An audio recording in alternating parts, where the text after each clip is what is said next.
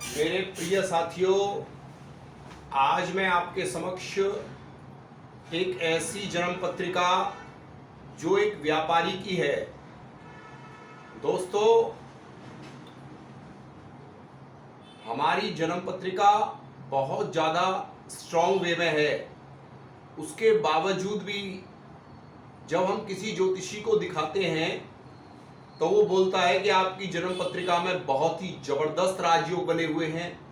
आपकी कुंडली जब आपका जन्म हुआ उस समय अति विशिष्ट कारक ग्रहों से सुनियोजित तरीके से आपका जन्म हुआ है और आपका जो डाटा है उसमें बहुत सारे 9 ग्रहों में से ग्रह उच्च के हैं और अष्टक वर्ग में भी वो पावरफुल हैं। तो ऐसी क्या कंडीशन फॉलो हो जाती है कि इसके बावजूद भी आप बिजनेस हो या नौकरी हो उसमें कभी कभी बहुत ज़्यादा फॉल डाउन, स्वास्थ्य से कष्ट, परिवार में मनमुटाव, बच्चों को उनके जॉब में कष्ट, उनकी जो शादी है उसके बाद लाइफ पार्टनर गलत मिल जाना या फिर उनके बच्चे पैदा हो जाने के बाद कष्ट हो जाना, नाना प्रकार के कष्ट आपको भोगने पड़ जाते हैं। इसका क्या कारण है मित्रों, इसके ऊपर आज मैं एक वीडियो बनाने जा रहा हूं।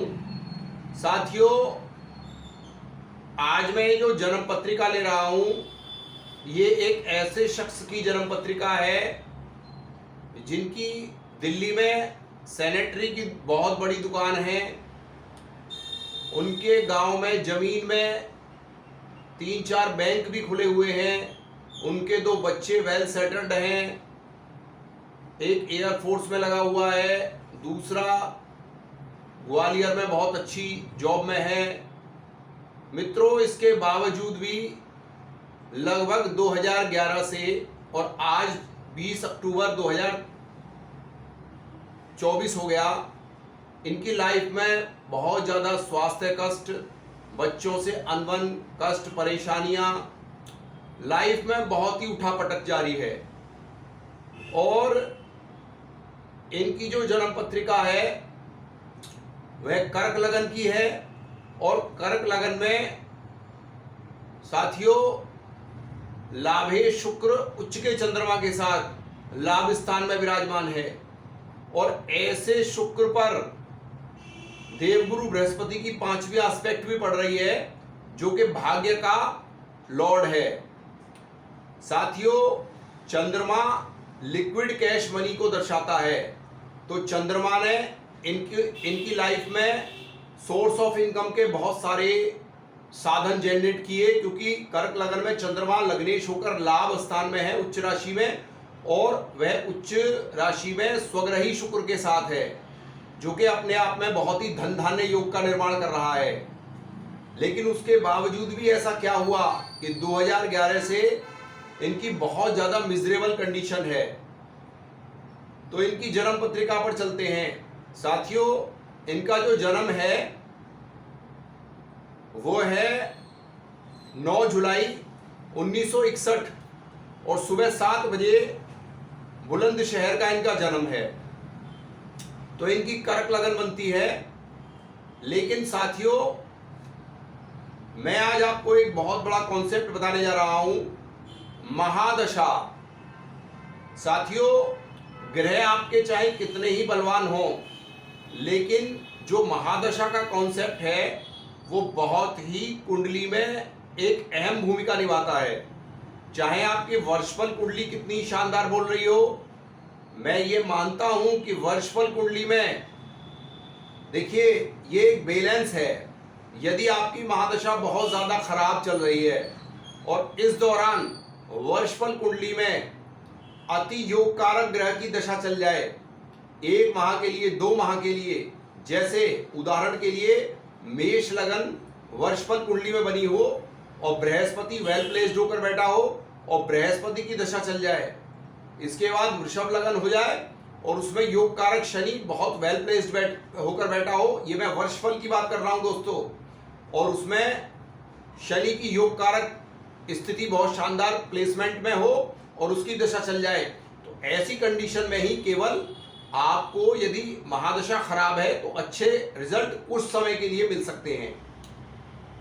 मित्रों, महादशा का इम्पैक्ट इतना ज़्यादा क्यों पड़ता है, उसका ये कारण है कि जनरली अगर मैं आपसे ये बोलूं कि फलाना आदमी महा अमीर है या फिर महारोगी है या फिर महाकष्ट में है या फिर महासुख में है, तो जिस सब्जेक्ट के आगे महा लग जाएगा, यदि मैं आपसे कहूंगा कि कोई महा अमीर है, महा पैसे वाला है, तो उसको आप अंबानी जैसा व्यक्ति मान सकते हैं, क्योंकि महा लगने के बाद महासमुद्र यानी कि बहुत विशालतम।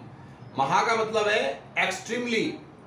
तो जब महादशा है तो उसका इंपैक्ट पड़ना बॉडी पर पूरी तरीके से लाजमी है।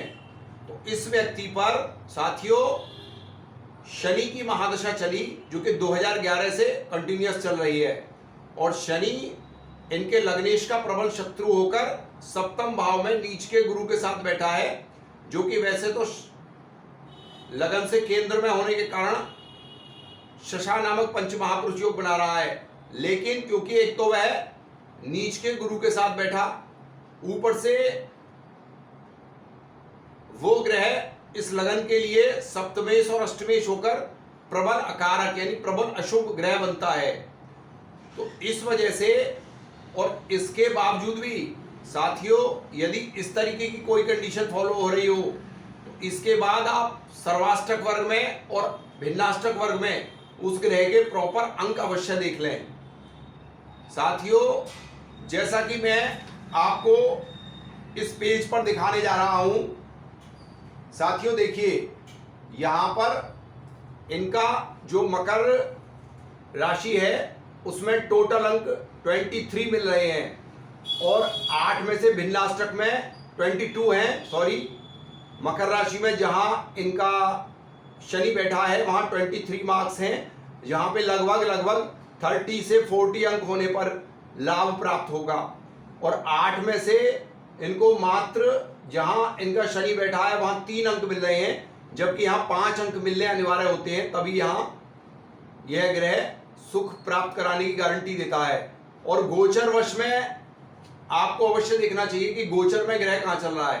गोचर में भी इनका वर्तमान समय में कुंभ राशि में गोचर चल रहा है, और वहां भी 8 में से कुल 1 अंक मिल रहे हैं, और